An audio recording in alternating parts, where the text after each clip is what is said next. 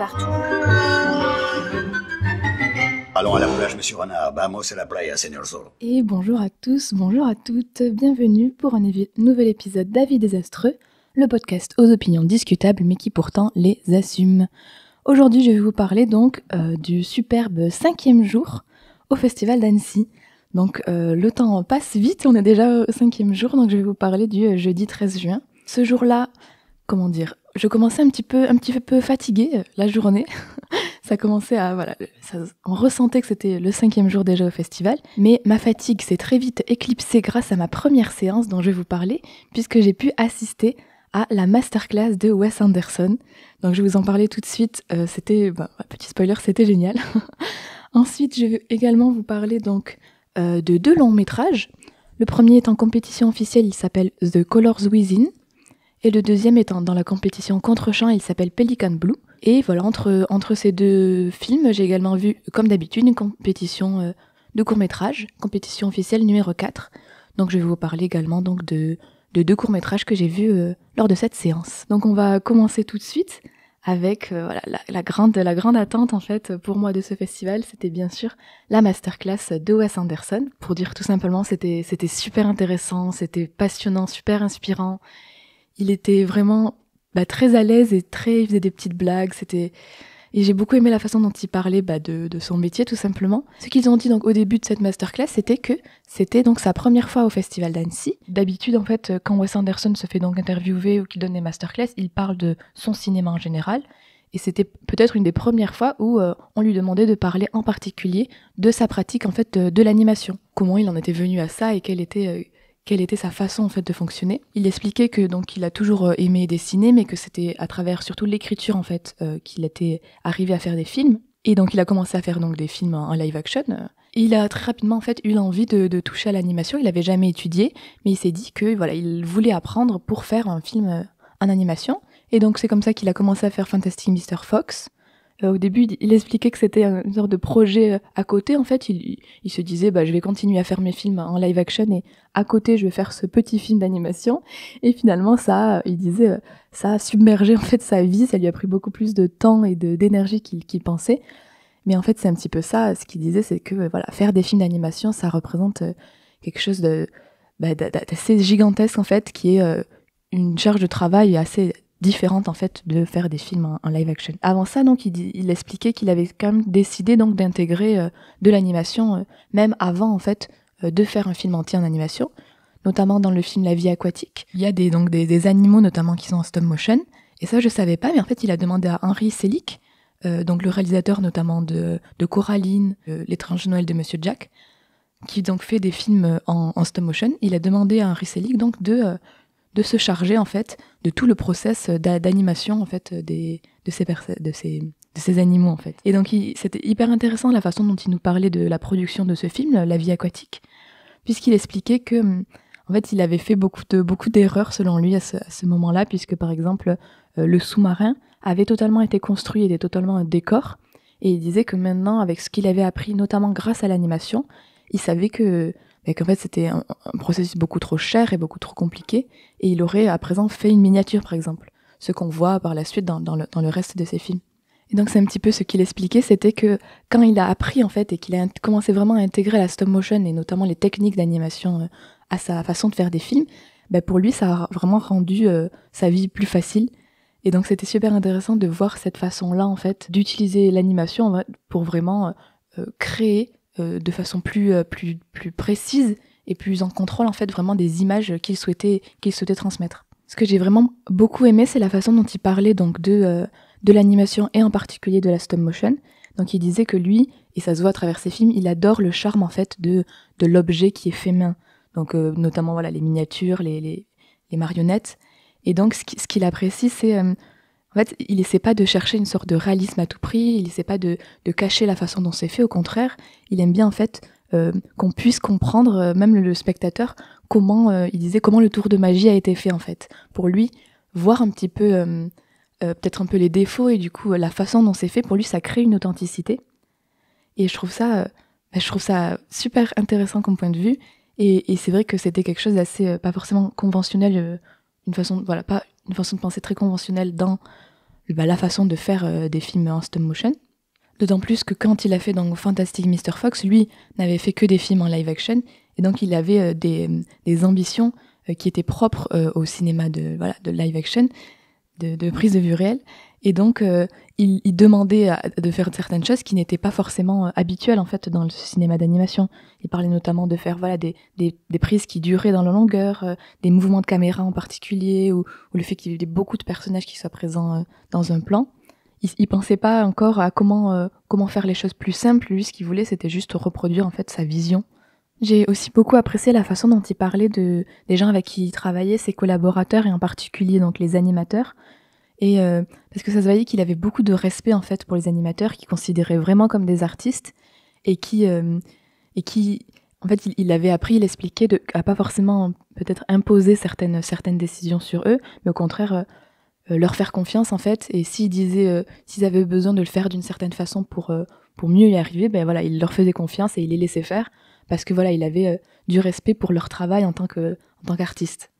Et donc ça m'a fait vraiment plaisir de voir un réalisateur qui avait ce respect-là pour les gens avec qui il travaillait. Et ça se voyait qu'il avait également ce respect pour la technique aussi, voilà, pour le fait de faire des films, mais aussi le fait de les faire en animation.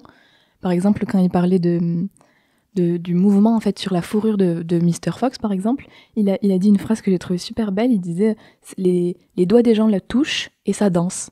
Et ça se voyait que pour lui c'était vraiment quelque chose de magique, et que encore aujourd'hui il avait voilà une fascination et vraiment une passion en fait pour cette façon-là de faire des films. Bon voilà, je pense que je pourrais parler de cette masterclass pendant très longtemps, ça fait déjà quelques minutes que je parle dessus, mais je voulais donc juste clôturer avec quelque chose qu'il a dit que j'ai beaucoup apprécié concernant en fait son style de film.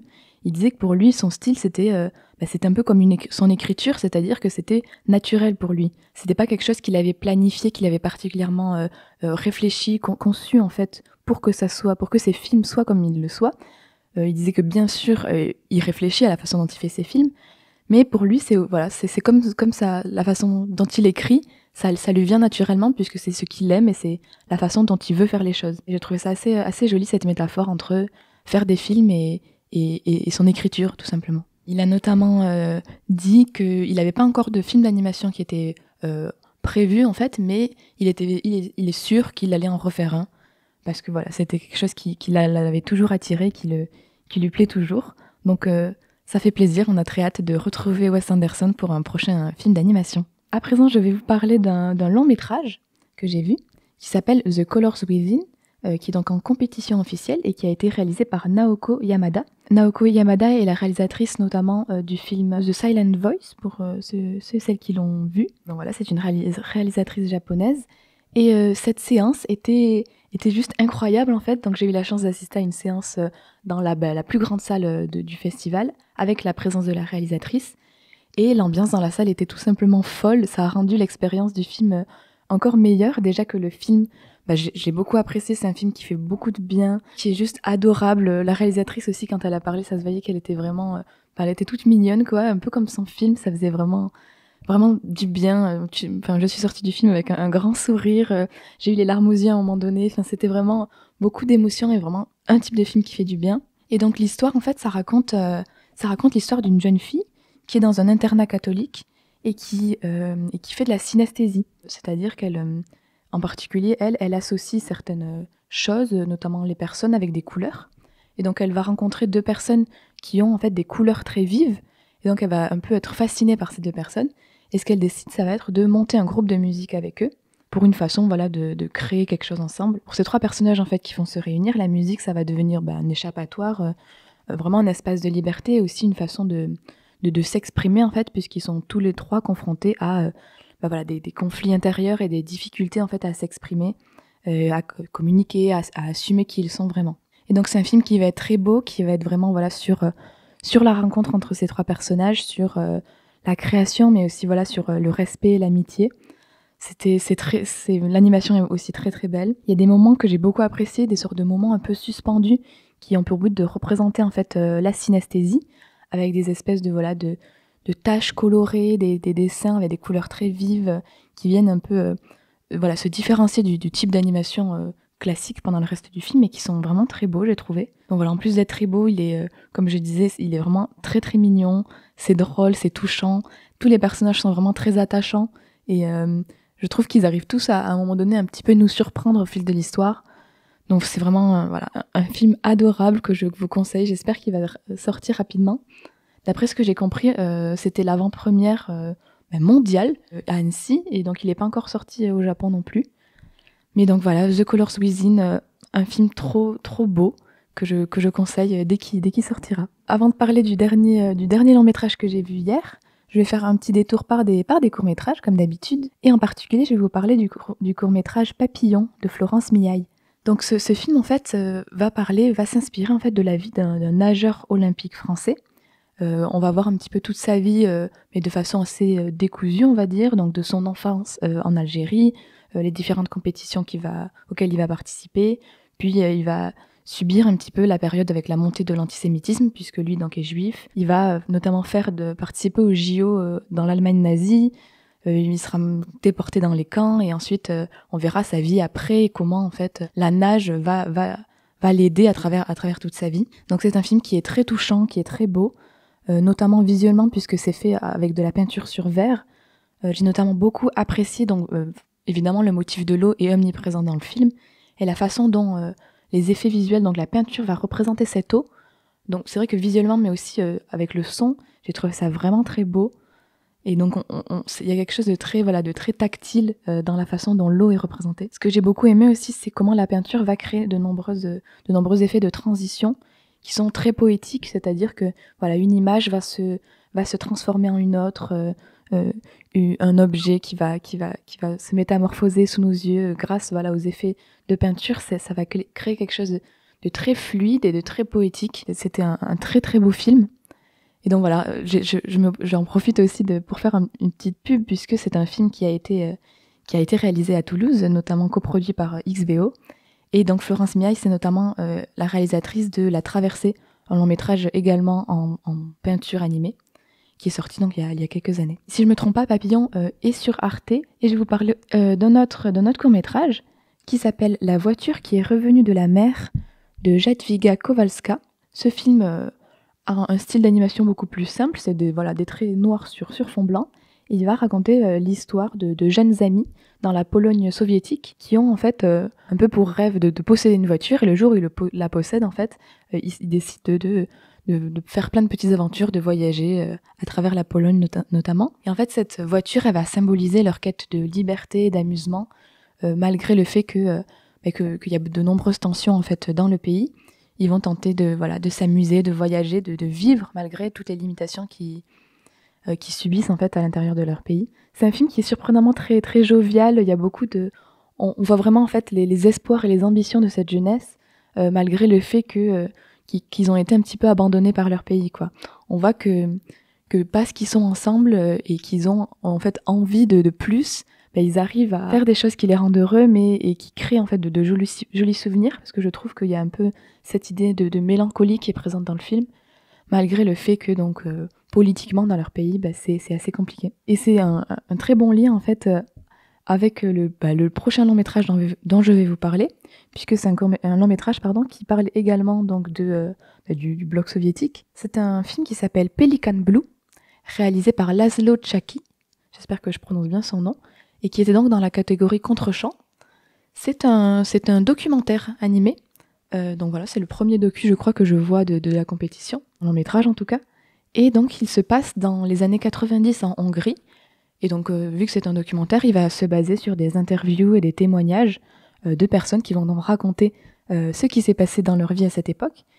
Le film va aussi intégrer à l'animation 2D, il va intégrer quelques plans en prise de vue réelle. Donc je me suis dit que c'était peut-être pour souligner vraiment ce lien au réel, pour qu'on se raccroche au fait que c'est la réalité, ce sont des témoignages et c'est un documentaire. Et en fait, l'histoire exacte du film va parler de cette période en fait en Hongrie où les frontières se sont ouvertes, mais malheureusement les billets de train et les façons de voyager restaient encore beaucoup trop chers pour les gens qui vivaient dans le pays. Et donc les personnages principaux sont 3 jeunes qui vont se débrouiller pour falsifier des tickets de train pour pouvoir tout simplement voyager en Europe. Et donc ça va leur permettre à eux et à un petit peu tous les jeunes de leur entourage, un entourage qui va de plus en plus grandir, de visiter l'Europe. Et j'ai trouvé le message du film très très fort. À un moment donné, il y a un personnage qui dit que cette magouille en fait de falsification et de vente de faux billets, pour lui ça n'a jamais été pour l'argent, mais vraiment pour la liberté. Et c'est ça qui est assez beau, c'est que c'est vraiment un super fort témoignage sur cette période historique. Donc le film est bourré d'anecdotes et de détails et voilà la façon dont ils expliquent leur magouille en fait, toute cette ingéniosité, toute cette partie du film je l'ai trouvée vraiment captivante. Mais voilà, ce que j'ai surtout apprécié, c'est un petit peu ce message, cette revendication en fait. Pour eux en fait, la liberté de se déplacer, c'était un droit universel. Et en fait, ils se sont un peu battus malgré les lois qu'il y avait pour en fait conquérir en fait cette liberté de se déplacer comme ils voulaient. Donc voilà, c'est un film super intéressant, assez surprenant. C'est vrai que moi personnellement, c'est une période historique qui m'intéresse particulièrement, donc c'est aussi pour ça que j'avais décidé d'aller le voir. Pareil, je sais pas à quel point ce film pourra être diffusé par la suite, mais je le conseille. Il est vraiment super intéressant. Et donc voilà pour le 5e jour. J'avais vu pas mal de choses, c'était vraiment une super journée. J'espère, comme d'habitude, qu'aujourd'hui sera tout aussi bien rempli. C'était donc la journée du jeudi que je vous ai décrit. Encore merci pour vos écoutes et pour vos messages. Merci beaucoup, j'ai des super retours, vraiment merci. Et donc, je vais vous retrouver demain avec un nouvel épisode. En attendant, comme d'habitude, allez voir des films et surtout n'oubliez pas, le pire avis qu'on puisse avoir, c'est celui qu'on ne partage pas. À très bientôt, des bisous, à demain.